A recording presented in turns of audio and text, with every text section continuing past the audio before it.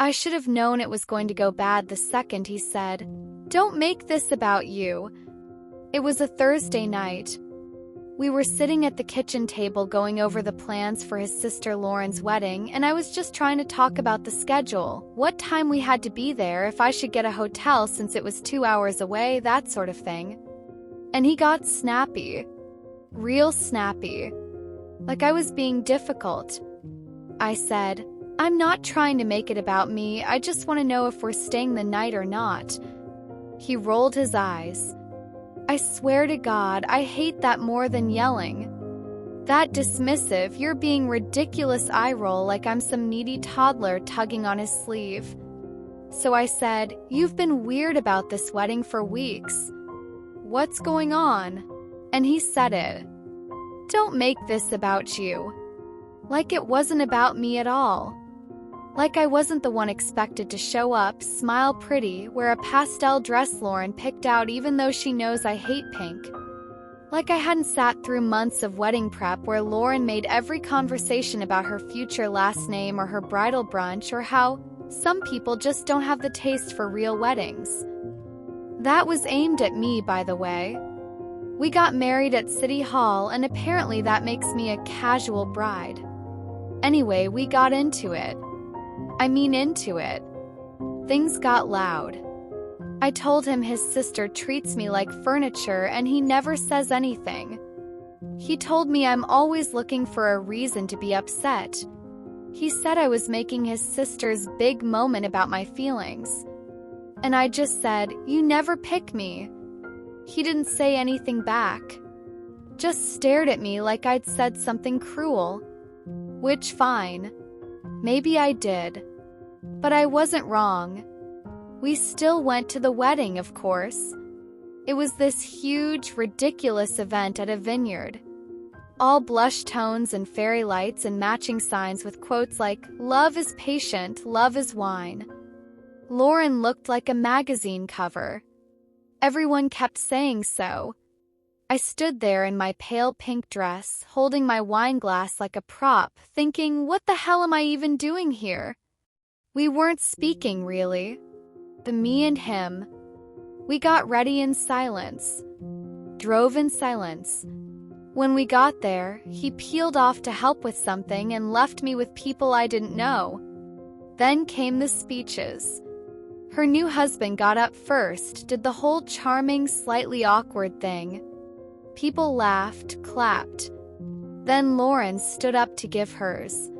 Started normal enough, thank yous, parents, friends. But then she said something that made the whole room go tight.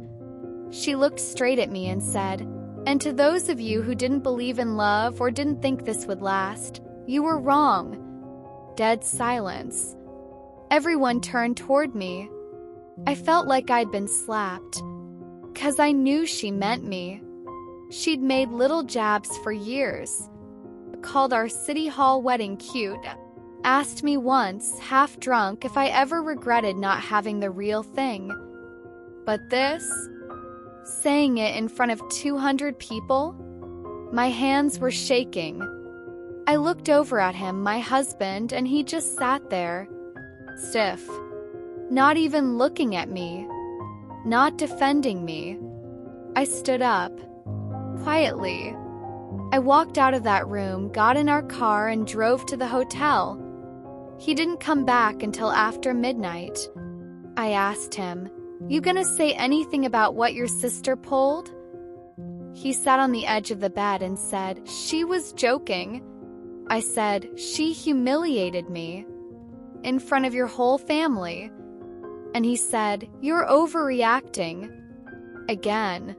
And I swear I could feel something snap. Like a cord in my chest just snapped clean in two. I didn't yell. I didn't cry. I just said, "I'm done." He said, "What do you mean?" I said, "I mean I'm done doing this. With you. With your family.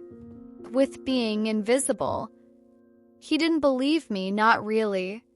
He kept trying to spin it into another argument, another night of raised voices and cold shoulders that we'd just push under the rug the next day. But this time, I didn't come back. 3 weeks later, I filed the papers. And I'm not gonna sit here and say I feel empowered or free or whatever crap people put on Instagram when they finally leave a toxic relationship. I feel wrecked.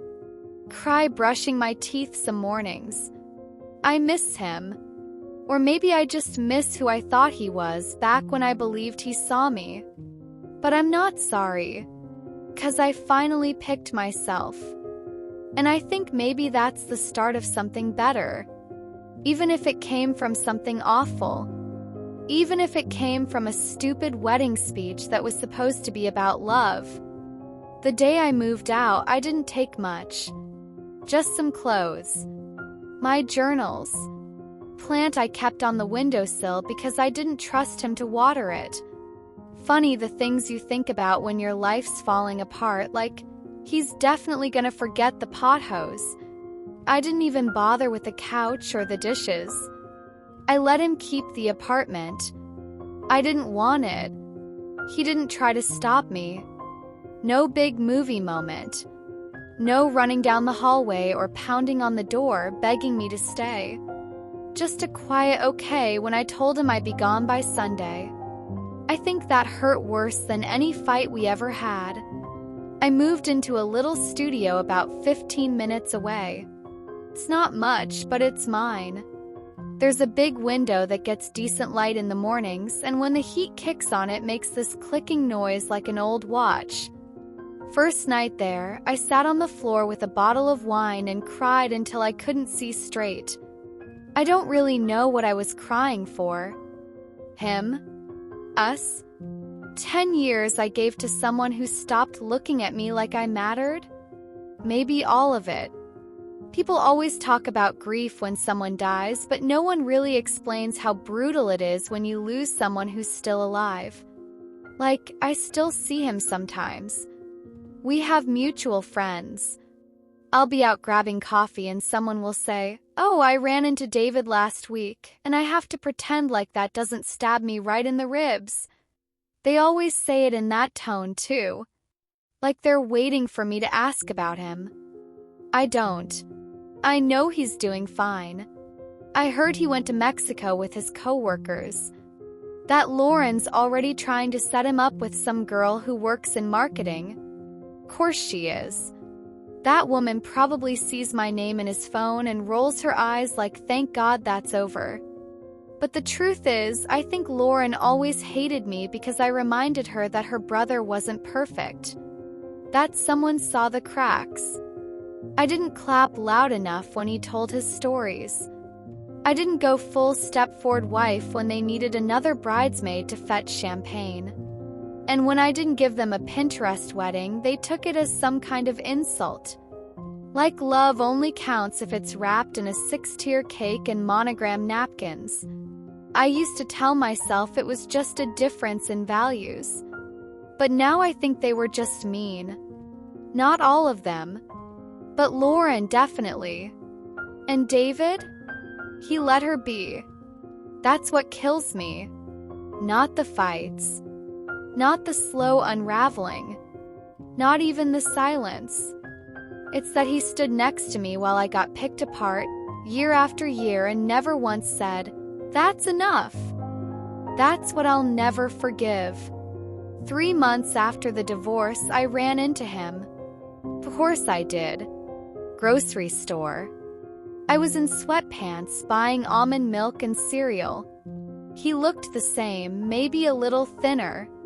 He smiled like we were old co-workers or something. "Hey," he said. "Hey," I said back. We stood there, just sort of staring at each other in the produce aisle like we couldn't remember how to be human. He asked how I was doing. I said fine. He nodded. We talked about nothing, the weather, how the store rearranged everything, how parking still sucked. And then I said, "Your sister ever apologize?" He blinked, caught off guard. "What?" "For the speech," I said. "At the wedding."